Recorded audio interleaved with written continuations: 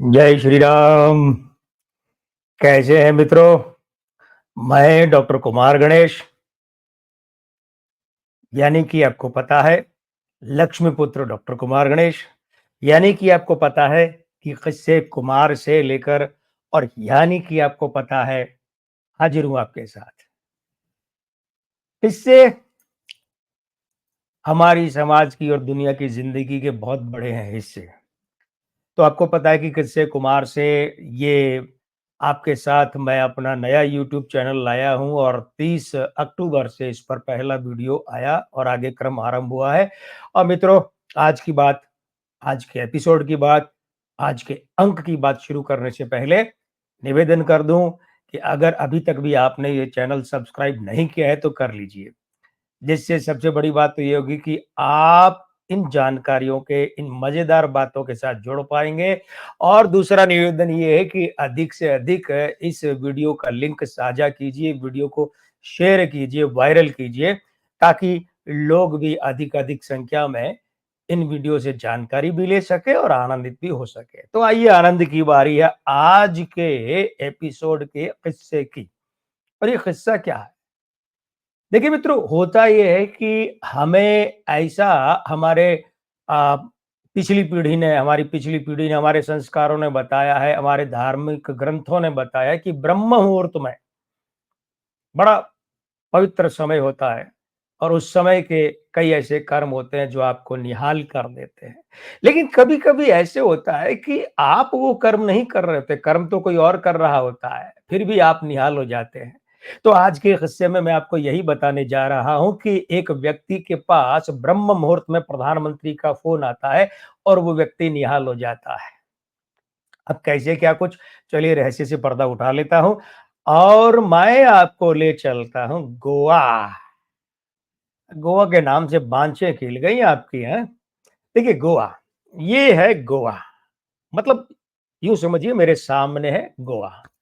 और यहाँ पर एक रिसोर्ट में बहुत बड़ी हस्ती, एक बहुत बड़ा नाम, महाराष्ट्र की राजनीति का एक बहुत बड़ा नाम, ये अपने सपरिवार यहाँ छुट्टियां मना रहा है, ये व्यक्ति और इस व्यक्ति का परिवार। स्थान मैंने आपको बता दिया, व्यक्ति का परिचय बिना नाम बताए बता दिया। और अब मैं आपको यह भी बता दूं कि ये दिन है 23 जून 1988। तो 23 जून 1988 की बात है ये। अब ये व्यक्ति जो है, इसके पास ब्रह्म मुहूर्त में, वो भी कितने, 4 बजे प्रधानमंत्री का फोन आता है। अब आप ध्यान कर लीजिए कि 1988 में इस देश में प्रधानमंत्री कौन था? राजीव गांधी थे। यह रहस्य जैसी कोई बात ही नहीं। अगर मैं वर्ष नहीं बताता तो रहस्य रहता कि भाई कब की बात है, कौन प्रधानमंत्री, तो 88 में राजीव गांधी थे। राजीव गांधी का फोन उस व्यक्ति के पास आता है। और आता है तो देखिए मजेदार बात है, हम लोग जब भी किसी को फोन करते हैं, अपने किसी बहुत निकट के व्यक्ति को, तो क्या कहते हैं, क्या कर रहे हो? राजीव गांधी का संबंध उस व्यक्ति के साथ ऐसा ही था, रहे हो वाला, रहे हैं वाला नहीं। तो राजीव गांधी ने पूछा क्या कर रहे हो? तो वो जो, जिन्होंने फोन उठाया, रिसीव किया कॉल, वो बोले भोर में 4 बजे क्या किया जाता है? सो रहा हूं, आराम कर रहा हूं। तो खैर, कई बातें की, खूब सारी बातें इधर उधर की। फिर वो मूल बात पर आए, बोले दिल्ली आ जाओ, शाम तक दिल्ली आ जाओ। मतलब जिस दिन का ब्रह्म मुहूर्त है ना, उसी दिन की शाम तक दिल्ली आ जाओ। अब एक बात तो मैंने आपको बता ही दी कि ये व्यक्ति महाराष्ट्र की राजनीति का बहुत बड़ा नाम उस समय भी था और आज भी है। तो तब क्या होता था कि गोवा से दिल्ली सीधी फ्लाइट नहीं हुआ करती थी, तो ये गोवा से मुंबई आए और मुंबई से फिर दिल्ली के लिए गए। और प्रधानमंत्री राजीव गांधी से मिले ये, तब तक रात हो चुकी थी। रात को मिले, खूब बातें हुई। राजीव गांधी ने इस आदमी से कहा कि भाई जाओ मुंबई और अगले दिन, यानी कल, मुख्यमंत्री पद की शपथ लो। मतलब 24 जून को मुख्यमंत्री पद की शपथ लो। अच्छा, इस आदमी को इतना तो आभास हो गया था, क्योंकि बड़ा धांसू आदमी है ये महाराष्ट्र की राजनीति का और बहुत चतुर राजनीतिज्ञ है। चाणक्य माणक्य तो नहीं कहेंगे, क्योंकि चाणक्य शब्द का तो आजकल की पिछले 15-20 साल 25 साल की भारतीय राजनीति में बड़ा दुरुपयोग हो रहा है इस नाम का, इस शब्द का। तो उस आदमी को एहसास तो था कि मुझे मुख्यमंत्री बनने के लिए कहा जाएगा, और जब राजीव गांधी ने कह दिया कि जाओ भाई, कल मुंबई पहुंचो और कल मुंबई पहुंचो और कल मुख्यमंत्री पद की शपथ लो, और एक काम करो मुख्यमंत्री बन जाओ, उसके बाद मंत्रिमंडल की बातें कर लेंगे कि क्या गठन करना है, किस किस को लेना, वो बाद में करेंगे, पहले शपथ लो। ये आदमी दिल्ली से प्रस्थान किया और मुंबई पहुंचा। अब हुआ क्या? हुआ ये कि ये आदमी जब वहां पहुंचा तो फ्लाइट से उतरते ही इनके आदमी ने बताया कि मुख्यमंत्री शंकर राव चौहान ने त्यागपत्र दे दिया है। हुआ या ये था कि ये आदमी जब प्रधानमंत्री राजीव गांधी से बात करके रवाना हुआ दिल्ली में अपने ठहरने की जगह महाराष्ट्र सदन के लिए, तो राजीव गांधी के यानी प्रधानमंत्री के यहाँ से संदेश पहुंचा महाराष्ट्र के मुख्यमंत्री शंकर राव चौहान को। चौहान साहब चिंता में पड़ गए।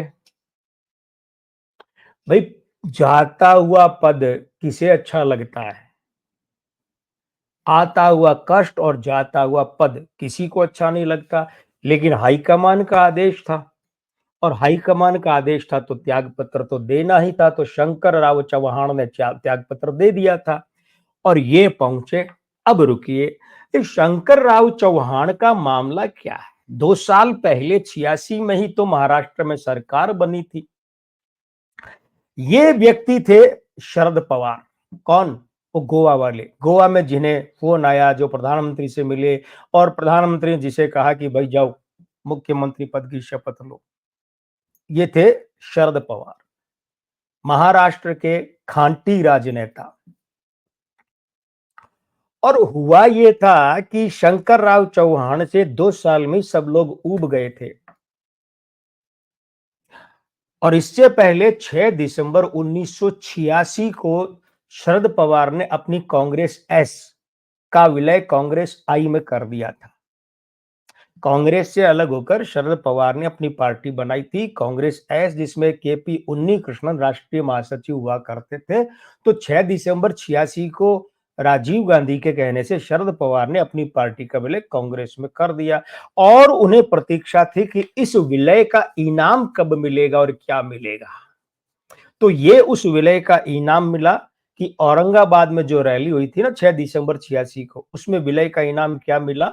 ये मिला कि 2 साल बाद, यानी कि 24 जून, 2 साल पूरे भी नहीं हुए, 1.5 साल, 24 जून 1988 को शरद पवार ने महाराष्ट्र के मुख्यमंत्री पद की शपथ ली। लेकिन दूसरी बार, पहली बार तो अपने गुरु वसंत दादा को अपदस्थ करके ले चुके थे शपथ।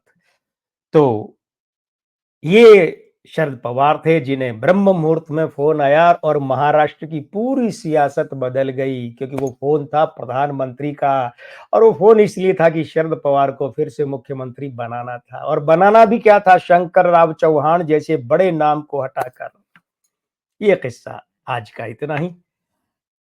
लेकिन एक काम तो आपको करना ही पड़ेगा भाई, इतना तो मेरे प्रेम का अधिकार है कि चैनल अगर अभी भी आपने सब्सक्राइब नहीं किया है तो कर लीजिए, ताकि देश और दुनिया के इस तरीके के खास किस्से आपको मैं सुना सकूं, बता सकूं, जानकारी दे सकूं और आपके पास पहुंचे। और हाँ, ये जो लिंक है, ये जो वीडियो है, ये अधिक से अधिक साझा कीजिए, इस वादे के साथ कि अगले अंक में अगला किस्सा लेकर हाजिर होता हूं आपके सामने। मैं लक्ष्मीपुत्र डॉक्टर कुमार गणेश अब विदा दीजिए, लेकिन कभी अलविदा ना कहना। नमस्ते दोस्तों।